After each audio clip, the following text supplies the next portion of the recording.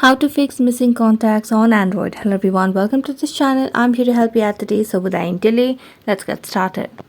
So first of all, launch the settings application on a device, and as you launch the settings application, simply scroll down to the very end where you can see the option of Google, or you can simply tap on Google over here. And as you tap on Google, you can simply go back again and tap on accounts and sync. And as you tap on accounts and sync, scroll down to tap on the option of Google.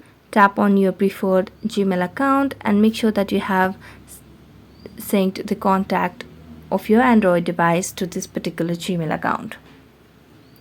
So as you do that, you can simply go back and simply launch the contacts application on your device. So let's launch the contacts application. And as you launch the contacts application, tap on the profile icon at the top right corner and select on contact settings. So here simply select on default account for new contacts. So you just have to select on particular account for your new contacts as well, and then you'll be able to fix the missing contacts on Android. So that's it. Thank you so much for watching this video. See you next time.